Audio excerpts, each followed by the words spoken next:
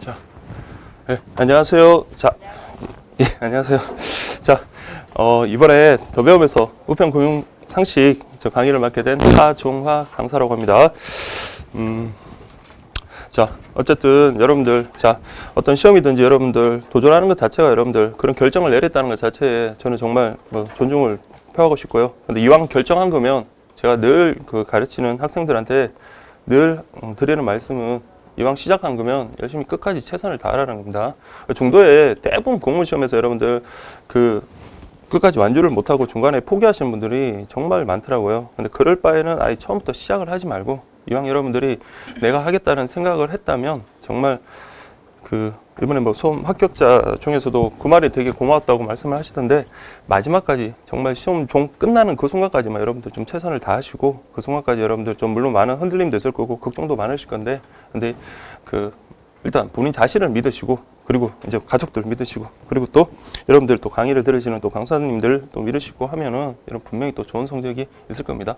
근데 불변의 진리는 딴 게 아니라 공무원 시험이라는 것 자체가 워낙 변수도 많고 운도 좀 따르기는 해요. 운도 따르긴 하지만 그렇지만 가장 중요한 건 여러분들 가장 열심히 하는 사람이 그만큼 합격 확률이 높다라는 거 보고 이렇게 보시면 되고 그리고 우편금융 상식이라는 과목 자체가 여러분들 일단 수업 들어가기 전에 잠깐만 여러분 설명을 드리자면 뭐 이걸 뭐 특별히 오리엔테이션 한다라는 그런 개념보다도요. 우편금융 상식이라는 것은 이 계리직에서만 있는 좀 특별한 과목이에요.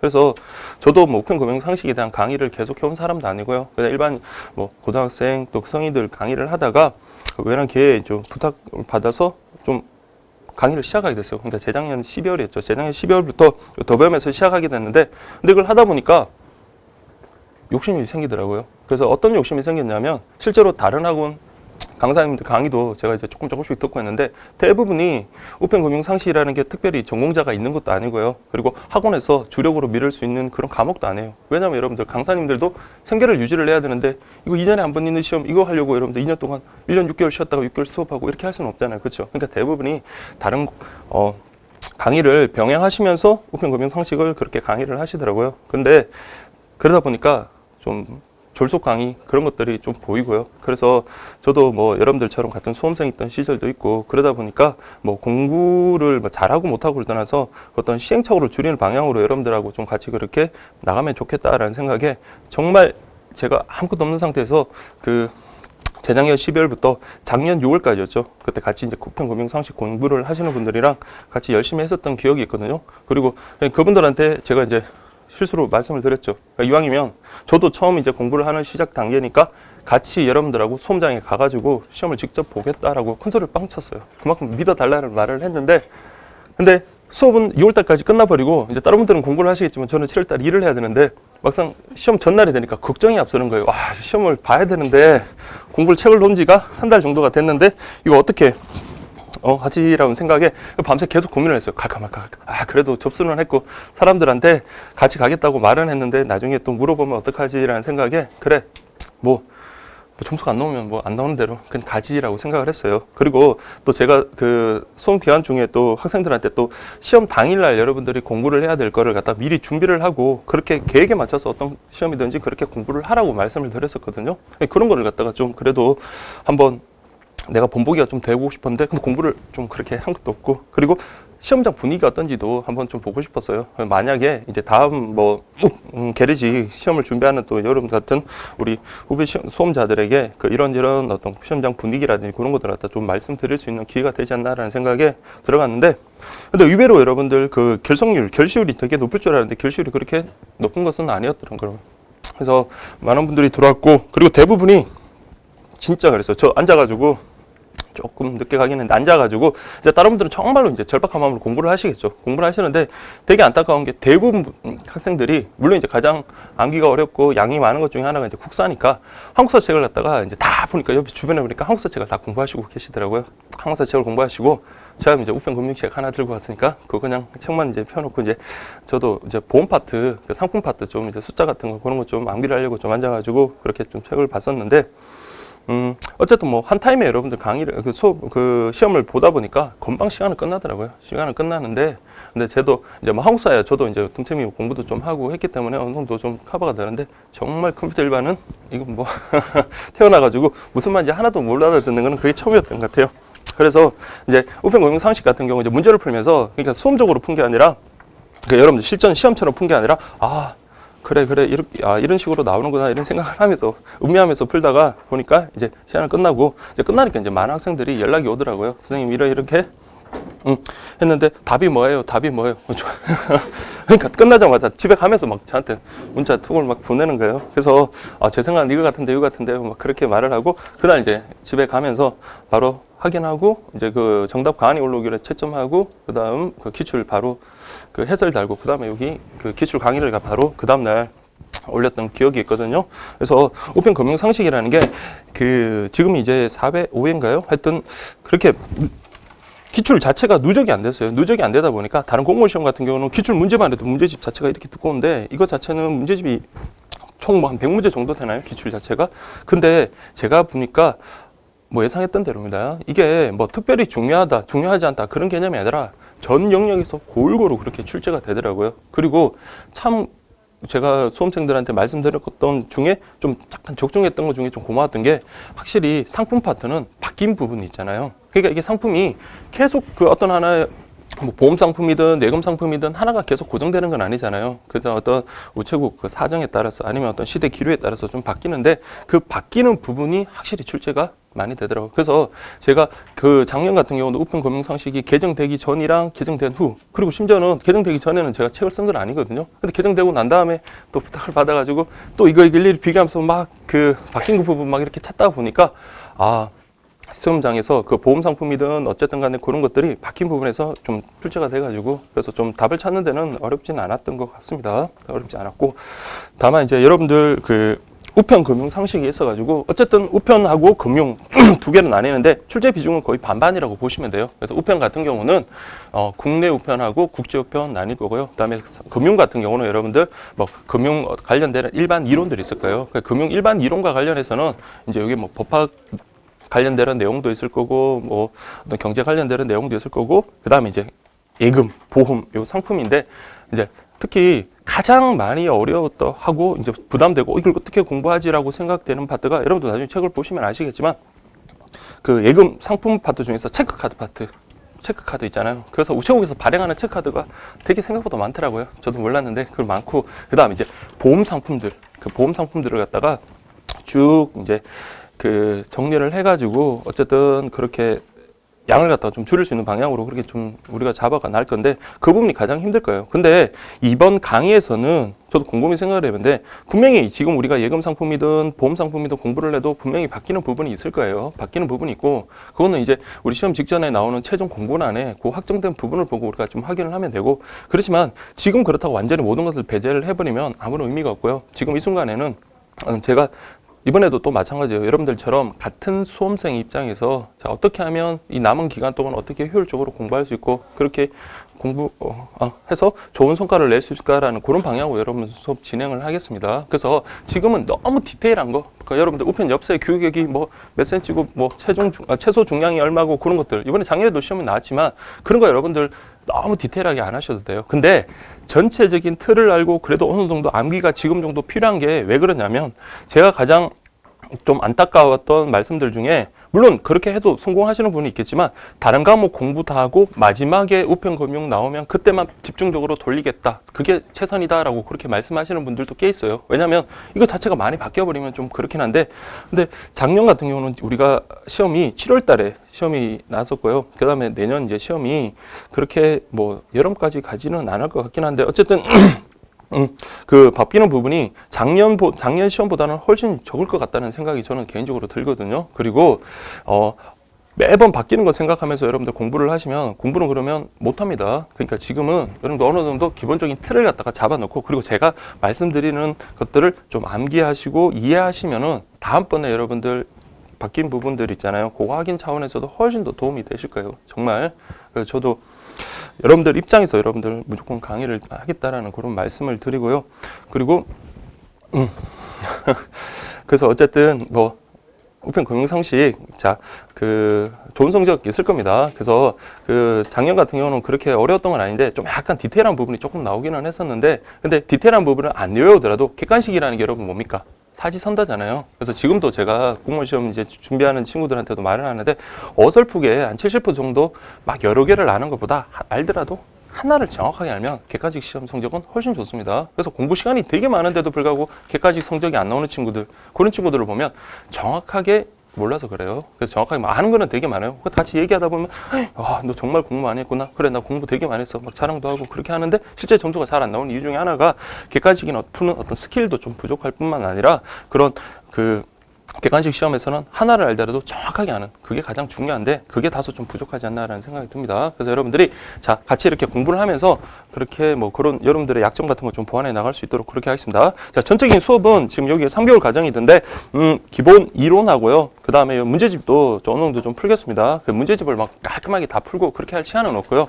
다만 그 우편 금융 상식과 관련된 그 내용들을 확인하는 차원에서 이런 문제들을 그렇게 좀 풀 거예요. 그래서 여러분들이 그거 같이 풀면서 여러분들이 좀 정리를 하시면 되고, 근데 다만 제가 여러분들 입장이라면 공부의 비중을 갖다가 다만 저기 한국사라든지 컴퓨터 일반 쪽으로 좀 더 많이 두는 게 좀 좋을 거긴 할 겁니다. 그 양이 좀 방대하고, 특히 컴퓨터 일반은 제가 직접 공부를 했으면 여러분한테 좀 조언을 해드릴 수 있겠는데, 그거는 좀 제가 조언을 할 수 있는 부분은 아니고요. 다만 이전 선배 이제 수험생들이 말씀하시는 게 컴퓨터 일반 같은 경우는 좀 생각보다 많은 투자를 해야 되지 않나라는 그런 말씀을 하시더라고요. 그래서 여러분들이 그런 식의 좀 비중을 두시기 바랍니다. 자, 그래서 그렇게 말씀을 드리고, 그리고 저를 또 믿을 수 있는 게 믿을 수 있다라는 표현은 그렇죠. 그냥 열심히 하는 것 말고는 저도 뭐 잘난 것도 없고 잘 하지도 못합니다. 다만 저 같은 경우는 저도 이제 뭐 수험생 입장에서의 공부도 좀 해봤기 때문에 그러다 보니까 공부를 함에 있어가지고 어떤 뭐 간략한 강의 뭐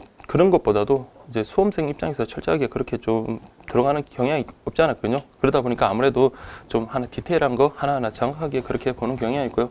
그렇게 하다 보니까 작년에 제가 뭐 다른 과목도 시험을 잘 봤으면 딱 인증도 한번 해주고 그렇게 했으면 좋겠는데 다른 과목 성적이 특히 컴퓨터 일반이 그 숫자가 3자가 붙더라고요, 앞자리가.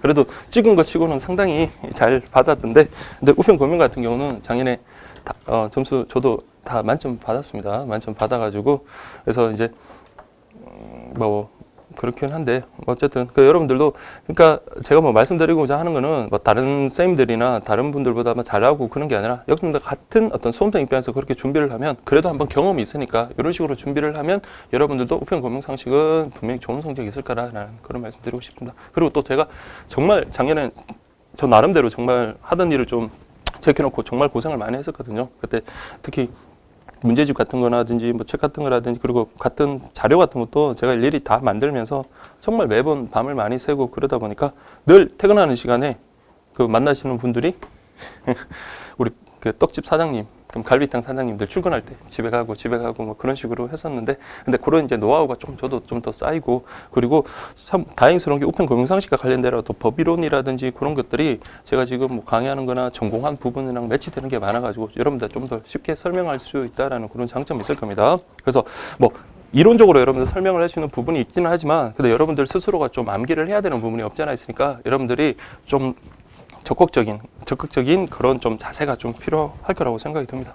아시겠죠? 여러분들 이왕 하는 거 열심히 해가지고 우리 다음 시험에는 진짜 여기 분들 중에 훨씬 많은 합격자가 있었으면 좋겠고요. 그래서 합격하면 좋잖아요. 저도 이제 뭐 많은 분들이 뭐 합격자들 이제 뭐 발령 받으신 분들도 있고 그러던데, 발령 받으신 분들 얘기 들어보면 그래도 어쨌든 자기가 원하는 걸 이뤘다는 것 자체, 인생에서 자기가 원하는 걸 이뤘다는 게 그렇게 많지는 않잖아요. 늘 초등학교 때부터 남들 뭐 가는 대로 시키는 대로 그냥 따라갔을 뿐이고, 근데 이거는 여러분들 누가 등 떠미신 분들 물론 있겠지만 본인 스스로 선택한 거니까 딱 선택을 해서 그걸 이룬다면 훨씬 더 성취감이라든지 여러분들에 대한 그 만족감이 높을 거라고 그렇게 생각이 듭니다. 그래서 뭐 쓸데없는 소리였긴 하지만 그런 식으로 좀 하고, 그리고 저도 뭐 시행착오를 많이 거쳤겠죠. 그래서 뭐 작년에 뭐 이런저런 인강을 찍으면서 저는 정말 순수한 마음에서 걱정이 돼서 여러분들한테 수험적인 조언을 좀 해주면 그게 참 고맙다는 분들이 그나마 좀 많아가지고 좀 다행스럽더라고요. 다만 이제 좀 그게 좀 못마땅하신 분들도 분명히 있겠죠. 근데 여러분들 어쨌든 뭐 제 스타일대로 그냥 그렇게 밀고 나가겠습니다. 자, 여러분들 오늘 제가 나눠드렸던 게 요게 지금 출판 지금 찍고 있는 것 중에 그냥 일단 다 재본한 거 그냥 여러분들 앞부분인데, 오늘 뭐 진도가 그렇게 많이 나갈 것 같지는 않네요. 그래서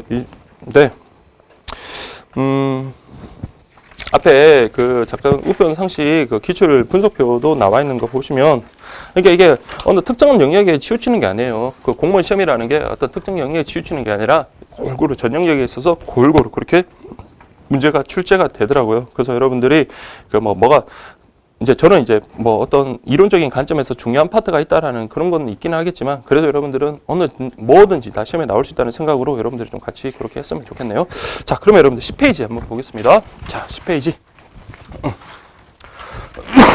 자, 총론이라고 되어 있네요. 총론. 그러면 여러분들, 자, 어떤 과목이든지 여러분들, 자, 총론부터 시작을 해서 이 총론이라는 게, 자, 모든 어떤 강론적인 부분에 공통적으로 적용되는 영역이거든요. 가장 기본적인 이론이니까 여러분들, 정말 여러분들 이 타임 때 가장 그래도 확실하게 알으셔야 되는 게, 총론이라든지 뭐 이렇게 보면 그건 안 바뀌어요. 그러니까 금융 그 일반이라든지 우편 그 총론 같은 경우는 계속 안 바뀌고 계속 같은 게 나오더라고요. 그래서 여러분들이 지금은 이거는 여러분 실전 문제라고 생각하시고 잘 따라오시면 되겠습니다.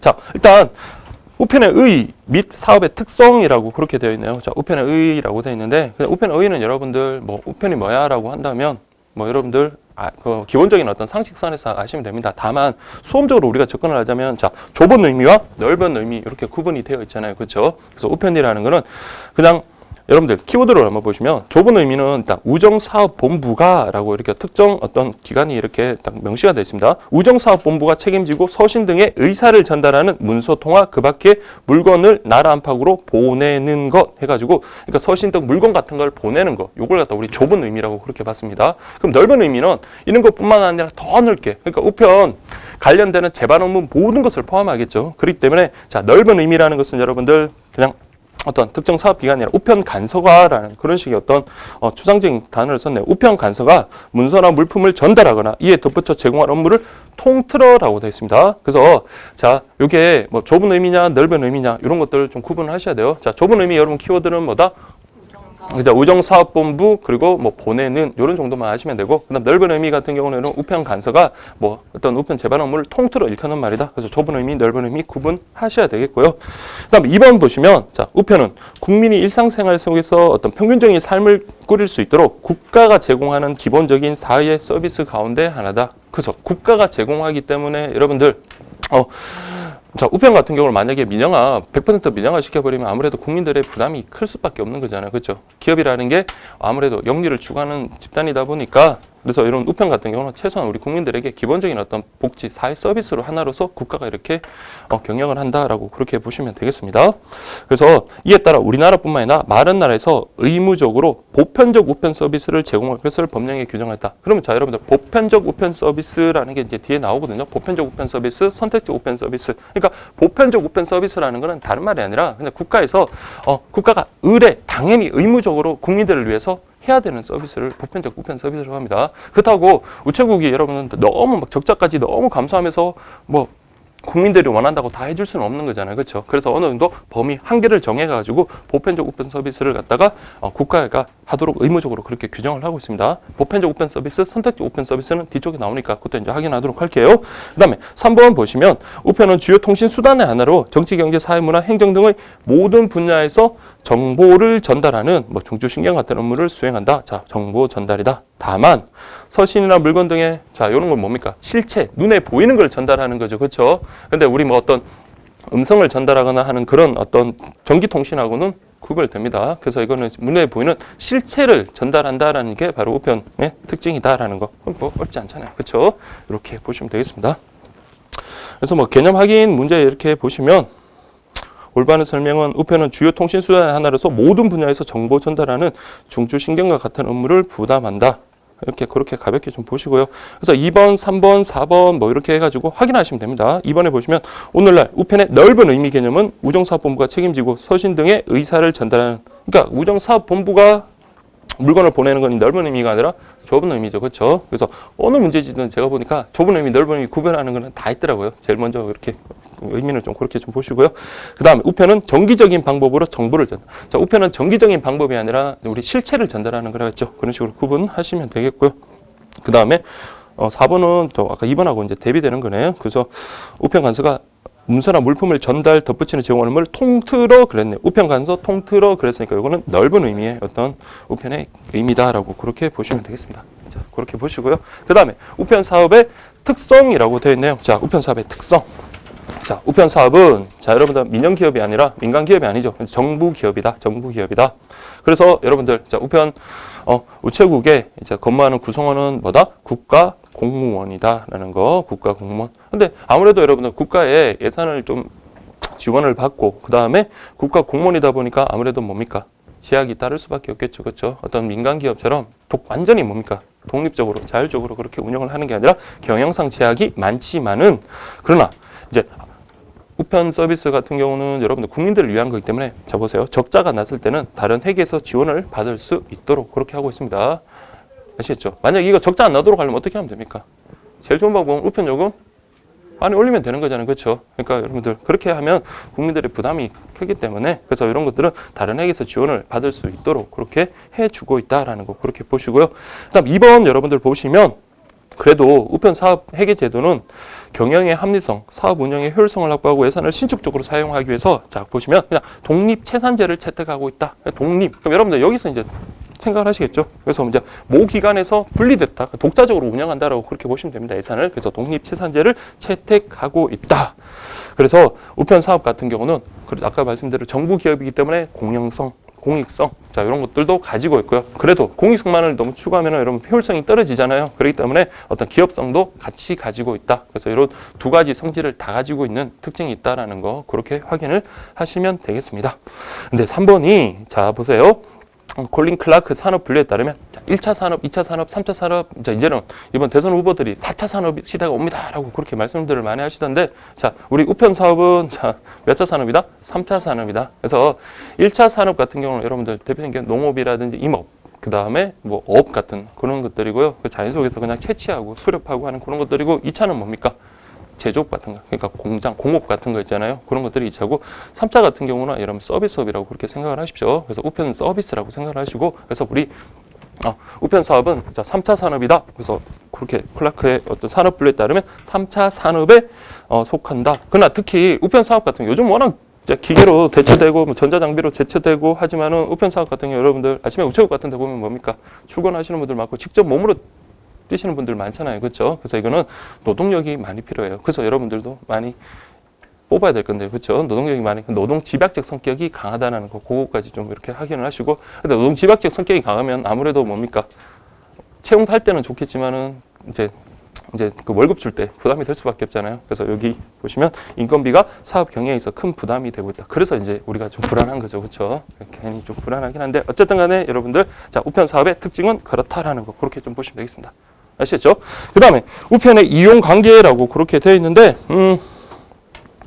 자, 우편의 이용 관계. 그럼 여러분들 우편 이용 관계는 자, 우편 이용 관계 관련해서 여러분 계약은 누구하고 맺습니까? 자, 제가 만약에 우체국에서 택배를 보내고 싶어요. 그러면 택배 박스 안에 들고 자, 우체국 갑니다. 가면은 우체국 우리 접수 창고에 있는 분하고 계약을 맺잖아요. 그렇죠? 그러면 물론 이제 그 접수 창고에 있는 분하고 계약을 맺는 건 아니고 우편 간서와 제가 이제 계약을 맺습니다. 그러니까 뭐든지 어떤 자, 계약에 따라가죠. 계약이 체결되면 뭡니까? 권리와 의무가 발생을 하거든요. 그러면 제가 택배를 갖다가 여기 서울에서 저기 부산까지 보내주세요라고 한다면 그럼 그당 안 보내줄 거 아니에요. 그러면은 자 계약을 체결합니다. 보내주시겠습니까? 그러면 거기서 예 알겠습니다라고 하는 순간 계약이 체결되거든요. 그러면은 저는 어떤 의무가 있습니까? 그렇죠. 대금을 지급해야 될 의무가 있고요. 그럼 그쪽에서는 어떤 의무가 있죠? 그것을 갖다가 계약 내용에 맞춰서 정확하게 전달해 줘야 될 그런 의무가 생기거든요. 그러면 자 일반적으로 여러분들 보시면 국가와 국민 간의 어떤 계약 관계는 우리가 뭐라고 하냐면 공법 관계라고 그래요. 국가와 국민 간의 관계는 공법 관계. 근데 제가 편의점에서 우유를 하나 사고 하는 우리 일반 국민들 사인이란 말을 쓰거든요. 국민들 사인과 사인 사이 관계를 우리가 뭐라고 하냐면 사법 관계라고 한단 말이에요.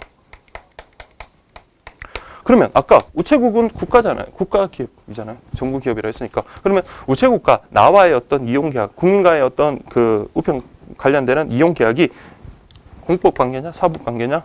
이게 문제가 될 수 있거든요. 근데 공법 관계라는 것은 자, 국가가 국민에게 어느 정도 우월적 지위에서 그러니까 국가와 국민이 대등한 관계에서 하는 게 아니라 국가가 좀 더 우월적인 지위에서 국민과의 어떤 계약 관계를 맺는 걸 공법 관계라고 그러거든요. 근데 우체국은 정부 기업이긴 하지만 실제로 우리가 우편에서 저기 여러분 아까 뭐 택배를 보내가는 계약을 체결할 때는 어떻습니까? 국가가 우월적 지위에서 야, 너 세금 안 내면 우리가 너네들 뭐 재산 차압할 거야. 뭐 이런 식으로 우월적 지위에서 하는 게 아니잖아요. 일반 우리 숲에서 우유 하나 사는 거랑 똑같은 계약이에요. 그래서 그 우편 간서와 국민 간의 계약은 자, 어떻게 보고 있다? 그렇죠. 사법관계로 보는 게 통설이다라는 거. 거기까지 보시면 되겠습니다. 보시면 자, 우편 간서 우편 이용자와 우편 간서 간의 우편물 송달 계약을 내용하는 사법상의 계약 관계다. 이렇게 보시면 됩니다. 그럼 사법상의 계약 관계면 이게 그러면 여러분들 차이가 뭐냐면요. 공법 관계가 되면은 나중에 국가가 국민한테 어떤 세금을 부과를 했어요. 근데 세금이 부당하다. 뭐 세금을 취소해달라. 이런 거 따지려면 공법 관계는 일반적으로 어디로 가냐면 행정소송으로 가는 거예요. 근데 우리 사법관계 같은 경우는 그냥 민사소송으로 가면 됩니다. 민사소송으로 가면 되니까. 근데 어쨌든 뭐 다른 뭐 실익들 좀 있겠지만 어쨌든 간에 요것만 좀 기억을 하시기 바랍니다. 자, 그래서 여러분들 우편 사업의 자, 경영 주체가 국가며 사업 자체의 성격이 공익성을 띠고 있으므로 권력적인 측면이 있기도 하지만 자, 권력적인 측면이 조금 어느 정도 있긴 하지만 자, 우편 이용자와 우편 간서 상호 간의 우편물 송달 계약이 본질적인 내용으로 사법상 계약 관계로 보고 있다라는 거. 그렇게 보시면 되겠습니다. 됐죠? 자, 좀 더 우편 이용 관계자라고 됐습니다. 이용 관계자. 그래서 우편 계약자면 자, 우편 간서하고 자, 우편 간서하고 발송이. 자, 원래는 이 사람들이 뭡니까? 요거는 좀 개념을 여러분 나중에 이제 보험과 관련해서는 특히나 더 중요할 건데 우편 간서와 발송인이 계약을 맺으니까 요거를 뭐다? 계약 당사자라 그러거든요. 근데 자, 우편 간서 발송인. 근데 결국은 어떤 뭐 서신을 보내든지 택배를 보낸다든지 그런 거 할 때는 당사자가만의 문제가 아니라 여기 또 누가 또 생긴 거야? 수취인이 문제가 생기잖아요. 그렇죠? 수취인까지 끌어들여 가지고 이걸 갖다가 우편 이용 관계자다. 이렇게 보시면 되겠습니다.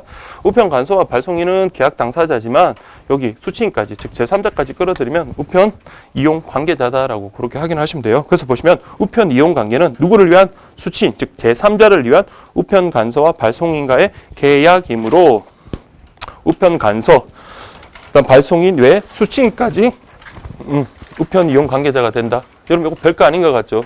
별거 아닌 것 같은데 자, 여기 기출 표시도 되어 있는데 자, 그러니까 우편 이용 관계자에는 뭐까지 포함이 된다? 요게 포함이 되고요. 얘들은 뭐다? 우편 계약 당사자고요. 자, 여기까지는 뭐다? 우편 이용 관계자다라고 그렇게 말장난에 속으면 안 돼요. 그래서 여러분들 정확하게 이렇게 좀 확인을 하시기 바랍니다. 그래서 우편 간서의 우편은 요거는 가볍게 볼 수 있는 우편물 송달 의무, 다음에 요금 징수. 그러니까 그 계약이 체결되면 쌍방이 뭡니까? 어떤 권리도 생기고 의무도 생기고 그러잖아요. 그러면 우리 아까 발송인은 어떻게 합니까? 계약 체결하면 어떤 권리가 생깁니까?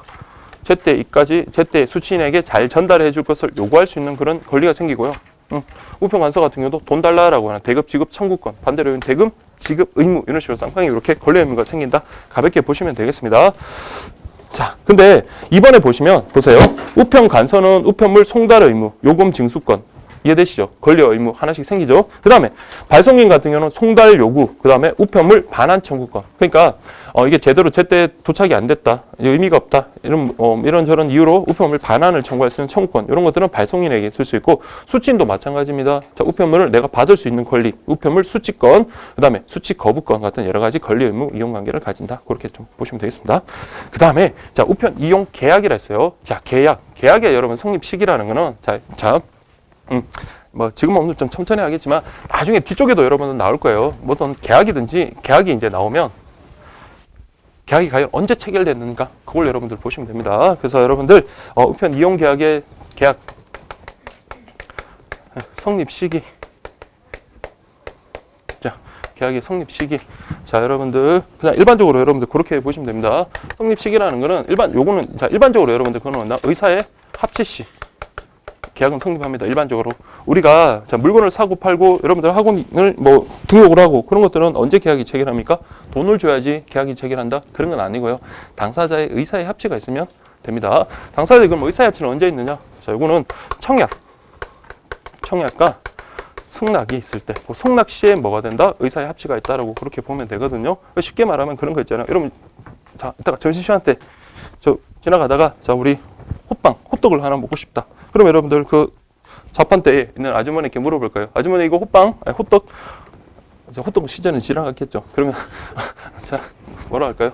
그냥 호떡이라 할게 그냥. 자, 호떡 이거 얼마예요? 라고 합니다. 그러니까 아주머니가 그거 하나에 2,000원이에요 이럽니다. 나는 1,000원이라고 생각했는데 2,000원이면 그러면 벌써 계약에서 성립된 건 아니잖아요. 지금까지는. 나는 지금 1,000원을 생각했는데 그거 2,000원이에요. 그거 얼마예요? 2,000원이에요. 자, 얼마예요? 2,000원이에요.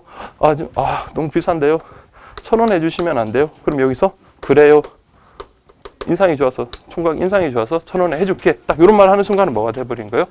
계약이 성립되는 거예요. 그러니까 자, 우리가 계약 성립 시기를 갖다가 논할 때 청약하고 성락이 이렇게 나오는데 이 앞에 것들 있잖아요. 얼마예요? 2,000원이에요? 이런 것들 아직 구체적인 어떤 이제 확정의 의사표시 직전이 아니기 때문에 이거는 그냥 청약의 유인이라고 말을 쓰거든요. 자, 이런 거 필기할 필요는 없어요. 근데 뒤에 이제 나중에 보험과 관련해서 금융 관련해서 좀 더 중요하게 다룰 건데 자, 1,000원이에요. 근데 여기서 구체적인 뭐 금액 같은 걸 제시하고 그래. 이런 말이 딱 나오는 순간에 더 이상 이제 변경될 가능성이 없으면 어떻습니까? 딱 확정적인 의사가 딱 있으면 그때 계약이 성립하는 거예요. 딱 이렇게 성립하는 순간 뭐가 됩니까? 나는 어떤 권리가 생긴다?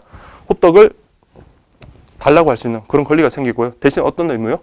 1,000원을 지급해야 될 세금 지급 의무 이런 게 생깁니다. 그러면 우편 이용 계약도 마찬가지고. 그럼 우편 이용 계약. 근데 자, 일반적으로 여러분들 자, 요거는 하나 좀 말씀드릴게요. 일반적으로 우리가 계약은 낙선 계약. 그러니까 의사의 합치만으로 이렇게 성립이 되는데 우리가 저기 예금 계약 같은 경우는 자, 견해 대립이 있습니다. 그래서 요물 계약으로 그렇게 보는 경우도 있고요. 쉽게 말하면 은행에서 우리가 예금을 갖다가 예금 계약을 갖다 체결할 때 저 통장 만들어 주세요. 은행에서 예, 알겠습니다. 이렇다고 계약이 성립한다? 그러면 이거는 낙선 계약이라고 보거든요. 근데 요물 계약이라는 것은 현실적인 어떤 금전이나 기타 대체물 이런 것들이 인도가 있을 때, 그러니까 실질적으로 예금 계약을 체결하고 그게 따르는 뭡니까? 예금이라든지 그 금전을 갖다가 이렇게 지급하는 그 순간에 계약이 성립한다라고 보는 그런 견해도 있거든요. 그러니까 그 개정 전까지는 금융계약, 그 예금 계약과 관련해서 요물 계약, 그러니까 그게 하나만 요물 계약이고 나머지는 다 낙선 계약으로 그렇게 보시면 됩니다. 그래서 실제로 금전을 수수하거나 수반하거나 그런 것들은 다 필요 없고요. 그냥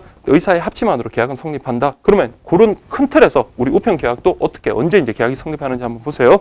그런데 우체국 창구에서 자, 어떻게 한 거? 접수한 거. 자, 이건 체크를 하셔야 돼요. 우체국 창구 같은 경우는 여러분들 이거 좀 보내주시겠어요? 그러니까 그 앞에 있는 데스크에 있던 직원이 네, 알겠습니다. 이러면 뭡니까? 계약이 성립하는 거예요. 그 다음에 자, 우체통에 투입한 때, 요거는 직접 우리 창구로 가는 게 아니라 자, 우체통을 이용하는 경우, 이때는 자, 어떻게 좀 빠르게 보내요? 우체통 투입하는 그 순간을 갖다가 계약의 성립 시기로 그렇게 보고 있습니다. 그래서 요게 별거 아닌 것 같아도 우체국에 투입한 때, 자, 요거 있는 그대로 좀 봐두십시오. 자, 우체국에 투입한 때, 집배원이 우체통 문을 열고 그것을 갖다가 수거할 때, 이런 식으로 여러분들 구분하셔야 됩니다. 그래서 정확하게 보시면 우체국 창구에 접수할 때, 그리고 우체통에 투입하는 순간을 계약의 성립 시기로 봅니다. 그러면 왜 이렇게 우체통에 투입할 때를 계약의 성립 시기로 볼까요? 그래야지 우리 소비자들을 보호할 수가 있잖아요. 계약이 성립해야지 권리와 의무가 생긴다 그랬잖아요. 그럼 여러분들 우체통에다가 진짜 사랑하는 미자 씨를 위해 가지고 정말 뭐 밤새 구구절절한 내용을 해서 썼는데 근데 뭡니까? 우편관서에서 우체통을 잘못 관리해가지고 우체통이 뭐 파손이 돼가지고 그게 바람에 날려가든지 그런 식으로 돼버렸다. 그러면 보세요. 계약의 성립 시기를 집배원이 그것을 갖다가 우체통에서 수거할 때 계약의 성립 시기로 본다면 아직까지 계약이 성립된 게 아니잖아요. 그러면 그럼 파손이 되거나 이런 것들에 대해서는 뭐 제가 전혀 어떤 권리도 주장할 수 없잖아요. 근데 우체국에 투입하는 순간에 계약이 성립했다 그러면 저는 어떤 권리가 생기는 거예요? 그것을 안전하게 사랑하는 미자 씨한테 보내달라고 요구할 수 있는 그런 권리가 생기는 거잖아요. 근데 그게 지금 제대로 이행되지 않으면 그게 따른 어떤 뭐 배상 청구라든지 그런 게 가능하다는 거예요. 그래서 이거는 우리 우편 이용 관계자들을 보호하기 위해서 좀 앞당겼다고 생각하죠. 그래서 우체통에 투입한 때 이렇게 보시면 되겠습니다.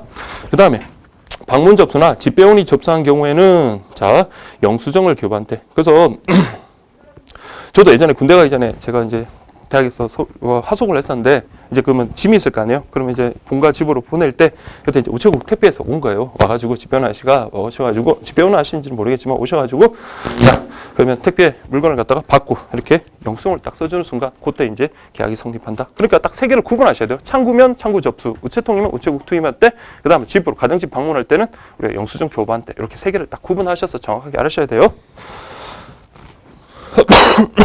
그래서 2008년이네요. 제 1회 시험회 때 뭐 옳지 않은 것은 이라고 되어 있는데 여러분들 가볍게 좀 보시면 되고요. 요거는 아직까지 우리 뭐 3번 같은 경우는 아직 안 배운 거긴 한데 2번만은 확인할게요. 우편 이용관계 법적 성질은 상호간의 송달 내용을 하는 공법상의 계약관계가 아닌 사법상의 계약관계다. 이렇게 좀 보시고요. 4번도 보세요. 우편 이용관계는 제3자를 위한 우편 간서와 발송인 간의 계약이므로 우편 이용관계자는 우편 간서 발송인 수취인까지 포함이 된다는 거 꼭 좀 기억하십시오. 우편 이용관계자는 확장이 된다는 거 그렇게 보시면 되겠습니다. 자, 그 다음에 여러분들 우편 사업 경영 주체 및 관계 법률이라고 되어 있는데, 자, 우편 사업은 자, 국가가 경영하며 미래창조과학부 장관이 관장한다라고 되어 있는데, 저는 이게 뭐 큰 의미가 있을 거라고 생각을 하진 않는데, 근데 이게 뭐 시중에 문제들 뭐 좀 이렇게 돌아다니는 것들 보면 저도 물론 문제를 만들 때 좀 바꾸긴 했는데, 자, 국가가 경영하고 미래창조과학부 장관이 관장한다 이렇게 보겠네요. 관장. 그러니까 관장이라는 것은 관장, 관리와 장악. 그래서 여러분 이런 것들을 여러분은 키워드로 좀 알아주십시오. 국경이라고 하십시오. 국가 딱 국자 동그라미 하시고 경영할 때 경자 동그라미 하시면 국경. 국가가 경영하고 미래창조과학부 장관이 관장한다, 관리하고 장악한다. 자, 이런 정도만 좀 보시면 돼요. 자, 그래서 쉽게 말하면 우리 우편 사업 같은 경우는 국가가 하는 게 원칙입니다. 근데 국가가 정말 뭐 국민들을 위한다는 미명하에 모든 것을 행한다면 적자폭도 크고 비효율적이잖아요. 그렇죠? 그래서 예외가 있습니다. 다만 미래창조과학부 장관은 우편 사업의 일부를 개인, 법인 또는 단체 등으로 하여금 경영하게 할 수 있으며 그에 관한 사항은 따로 뭐로 정한다? 법률로 정한다라고 되어 있습니다. 그러니까 이거 여러분들 보시면 그러니까 우편 사업 같은 거를 갖다가 이게 엄청 이게 이건이 생길 수도 있는 거예요. 근데 이게 미래창조과학부 장관이 자기 마음대로 그냥 이렇게 결정할 수 있는 게 아니라 어떻게 하라고 되어 있습니까? 그렇죠. 법률로 정하랍니다. 법률이라는 거는 뭐 장관이 함부로 정할 수 있는 부분이 아니잖아요. 법률이라는 거는 우리 국민의 대표기관인 국회에서 여러분들 그렇게 통과가 돼야 되는 거거든요. 그렇기 때문에 법률로 이제 정하게. 그리고 중요한 건 여러분들 이렇게 개인한테 법인한테 위탁할 수 있다라는 거. 그래서 우리 일반적으로 여러분 그냥 보세요. 택배 업무 같은 거 딱 생각을 하시면 지금 우체국만 하는 거 아니잖아요. 온갖 택배사들 많잖아요. 그렇죠? 그런 것들은 다 따로 법률로 정해가지고 그런 해당되는 할 수 있는 그런 기관들을 선정해가지고 그렇게 운영을 하고 있습니다. 자, 그 다음에 2번 전국에 체계적인 조직을 갖춰 적정한 요금의 우편 서비스를 신속하고 정확하게 제공하기 위해서 국가가 직접 경영한다. 이것 때문에 국가가 경영하는 거랬죠. 그래서 실제로 국가가 경영 안 하면 어떻겠습니까? 뭐 어디 저기 뭐 산골 마을 이런 데는 배달도 안 해줄 거예요. 그렇죠? 그 효율성이 떨어지기 때문에 요금이 뭐 수입이 안 나기 때문에 그럴 거예요. 근데 이런 국민들에게 전체적인 어떤 보편적인 서비스를 위해서 국가가 직접 경영한다. 이렇게 보시고요. 자, 여기까지는 정말 이제 맛배기고 이제 첫 번째 여러분들 좀 암기를 하셔야 되는 부분이 이제 좀 등장을 하는데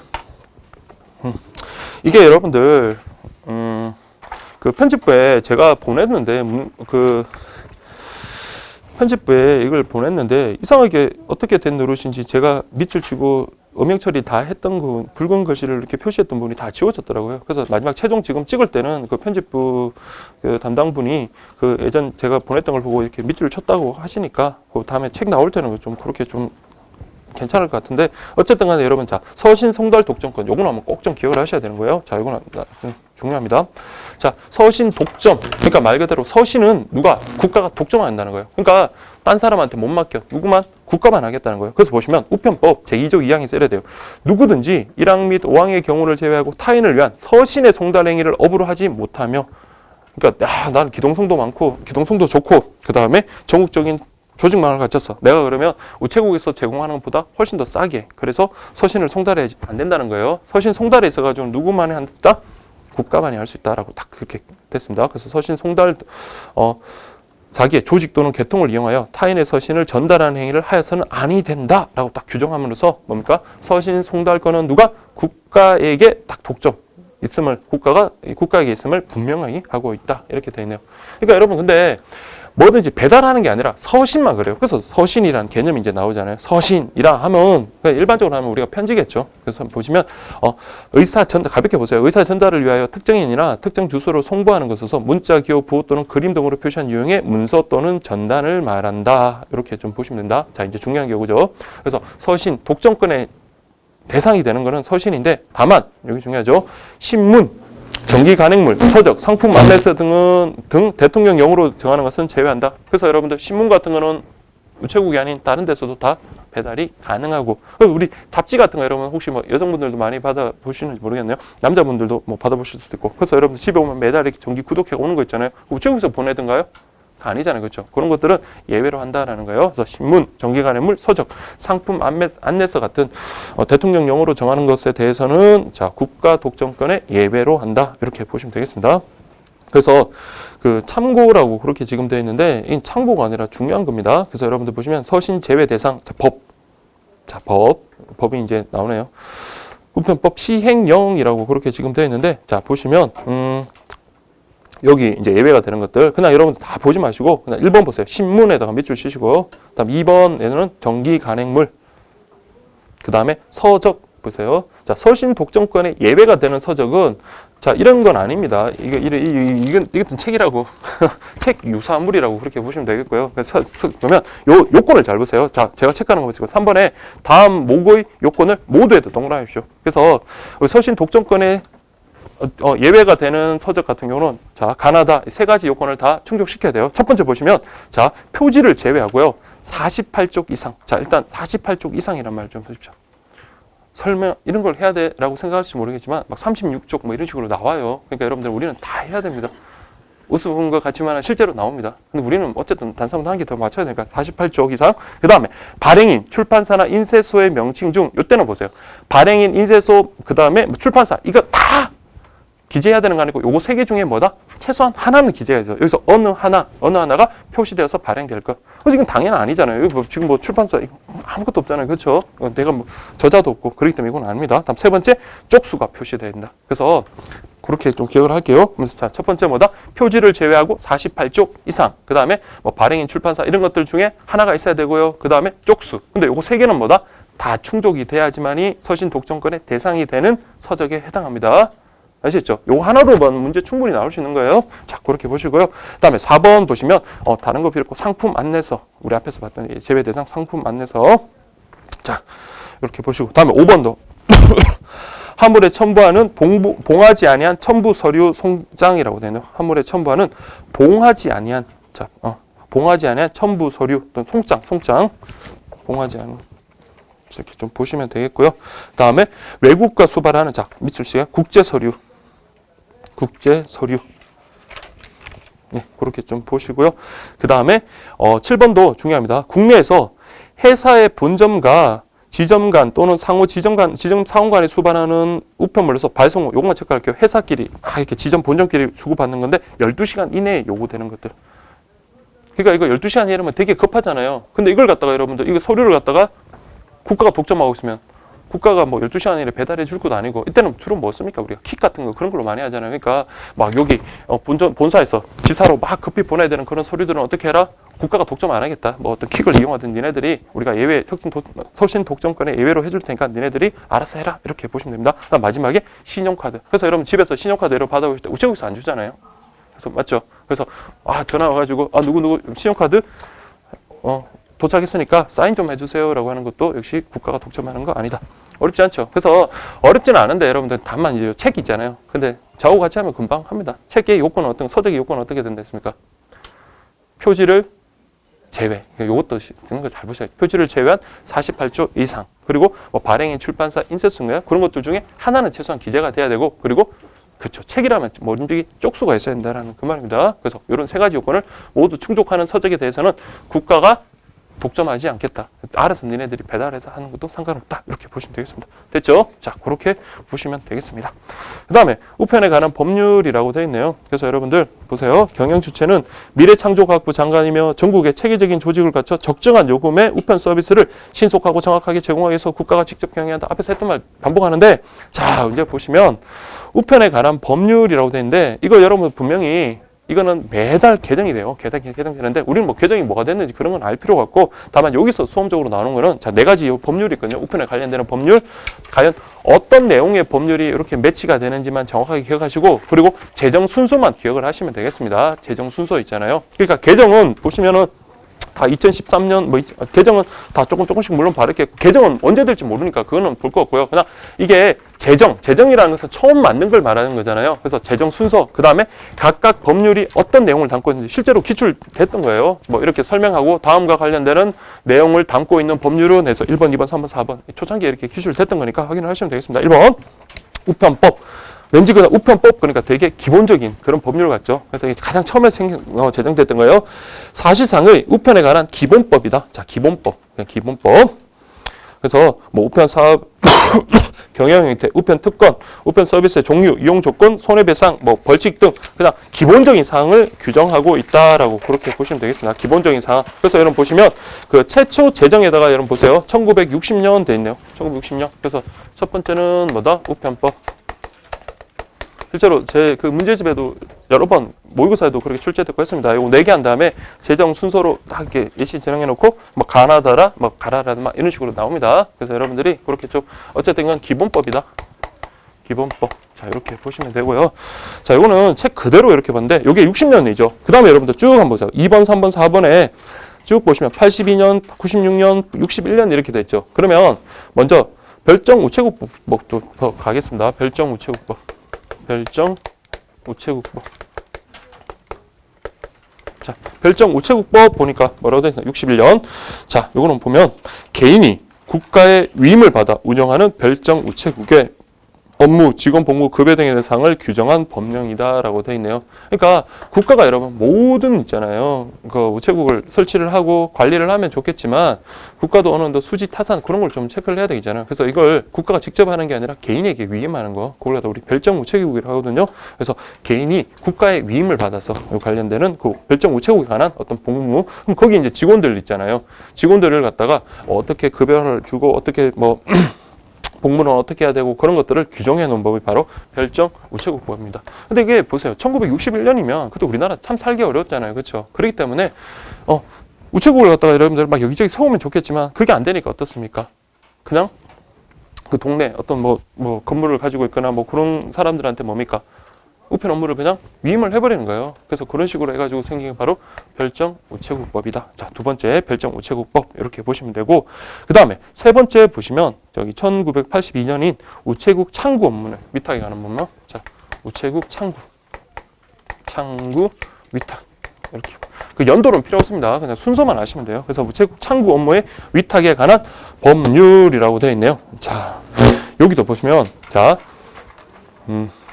개인이 우체국 우편 창구 업무를 위임받아서 운영하는 우편 취급국. 자, 그 다음에 이용자 보호, 물품 보급 등에 관한 사항을 규정하고 있다라고 그렇게 되어 있네요. 그래서 우편 취급국이라는 거는 자, 요거는 별정 우체국하고 좀 비슷합니다. 제가 요거 차이는 이따가 출력 프린트로 제가 드릴게요. 그래서 별정 우체국과 비슷한데 자, 여기 보시면은 우편 취급국. 그러니까 실제로 여러분들 이렇게 저도 예전에는 몰랐는데 이렇게 돌아다니면서 이런 우체국 있잖아요. 한번 보세요. 우체국 보시면 우편 취급국이라는 게 상당히 많이 눈에 보일 거예요. 그래서 그 우편 취급국의 근거 법률이 됐던 게 바로 우체국 창구 위탁에 관한 법률입니다. 그래서 우편 취급국도 내용은 비슷한데 어쨌든 개인에게 우편 창구 업무를 위임했다. 그래서 요거는 우편 관련되는 것만 합니다. 우편 취급국 같은 경우는 우편 관련되는 업무에 한정이 되거든요. 그래서 요거 관련되는 규정이다. 그래서 우체국 이용 수요를 맞추기 위해서 일반인에게 우편 창구 업무를 위탁했다라는 거. 그게 바로 여러분들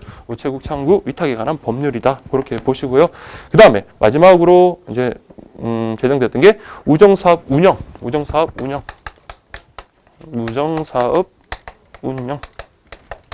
자, 우정사업 운영 이렇게 보시면 우정사업의 경영 합리성과 우정 서비스의 품질을 높이기 위해서 한 특례 규정이다라고 되고 시험에 나온 게 이제 요 내용들이죠. 그래서 우편함, 우편 대체 다 우리가 볼 거예요. 예금, 보험 가는 사업 뭐 이런 것들을 그 다음에 조직 인사 예산, 긍정평가 교금 및 수수료 결정, 우정 재산의 활용 등을 규정하고 있다. 그래서 우정사업 운영과 관련되는 거다. 이렇게 좀 보시면 돼요. 그래서 여기는 여러분들 우편 취급국 이렇게 좀 수치 근거 규정이라고 보시면 되고 자, 그러면 여러분들 이 순서대로만 이렇게 보시면 됩니다. 첫 번째가 가장 기본법인 우편법부터 시작해서 그다음에 별정 우체국법, 그다음에 우체국 창구 위탁에 관한 법률, 그다음에 우정사업 운영에 관한 법률. 이 순서 딱 하나 기억하시고 그다음에 각각 내용들 매치시키면 돼요. 근데 매치시키는 건 어렵지 않습니다. 그다음에 이제 국제법규라고 되어 있네요. 자, 국제법규. 자, 만국 우편연합 그 조약들이 뭐 있는데 이거는 여러분들 참 고맙게 안 보셔도 돼요. 그냥 이런 게 있구나. 그냥 그렇지 이렇게만 보시면 되고 그다음에 아시아 태평양 우편연합 조약이라고 되어 있는데 자 우리는 UPU 조약 그다음에 아시아 태평양 우편연합 APPU 요거는 나중에 우리 국제우편 가가지고 처음 할 때 공부할 거예요. 그렇기 때문에 그냥 넘어가시면 됩니다. 자 그렇게 보시고 다만 디귿번호는 좀 보셔야 돼요. 자 표준 다자간 협정 또는 양자 협정 그런 것들. 그래서 요거 체크를 할게요. 국제 특급 우편을 교환하기 위해서 우리나라와 해당 국가들 사이에 맺는 표준 다자간 협정, 양자 협정 등이 있다. 자, 뭘 위해서? EMS. 나중에 배우겠지만 국제 특급 우편을 갖다가 교환하기 위해서 자, 우리는 빨리 보내고 싶은데 그 나라는 느긋느긋한 나라예요. 그러면 이거 아무런 효율성이 없겠죠. 그래서 어떤 EMS, 진짜 국제 특급 우편을 갖다가 실효성을 갖다가 거두기 위해서는 뭡니까? 그 나라 해당 국가하고 어떤 조약을 맺든지 그렇게 해가지고 서로 이런 신속하게 전달할 수 있는 그런 약정을 맺어야 될 거예요. 그런 것들이 있다라는 거 그렇게만 좀 기억하십시오. 저기 디귿번 그 지문을 갖다가 제가 좀 본 것 같거든요. 그래서 국제 특급 우편을 교환하기 위해서 우리나라와 해당 국가 사이 자 다자간이라는 것은 뭐 여러 나라가 같이 이렇게 맺는 거고 양자간이라는 것은 두 나라 그렇게 보시면 되겠습니다. 그래서 우리 2010년도 즉 2회 기출에 나왔죠. 다음 내용과 같은 법률은 하고 나왔습니다. 그래서 우정사업의 조직, 예산, 운영, 딱 운영이 이렇게 나왔네요. 그러면 답은 나왔죠. 운영에 관한 거고, 우편 대체물 참 이럴 때 보면 정말 쉽잖아요, 그렇죠? 그래서 여러분들 딱 보면 정답이 딱 나오죠. 그래서 그렇게 확인을 하시면 되겠습니다. 자, 그렇게 보시고 그 다음에 아시아 태평양 우편연합에 관한 설명으로 옳지 않은 것은 이라고 되어 있는데 자, 이거는 나중에 우리 뒤쪽에 다시 나오니까 이게 너무 일찍 나왔네요. 이게 왜 나왔죠? 자, 그때 그렇게 보시면 되겠습니다. 네. 그렇게 보시고 자 그렇게 보겠습니다. 자 다음에 우편 사업의 보호 규정. 자 일단 첫 타임은 저희 좀 느긋느긋하게 했는데 좀 쉬었다가 이제 두 번째 타임부터 좀 더 열심히 달려볼 수 있도록 하겠습니다.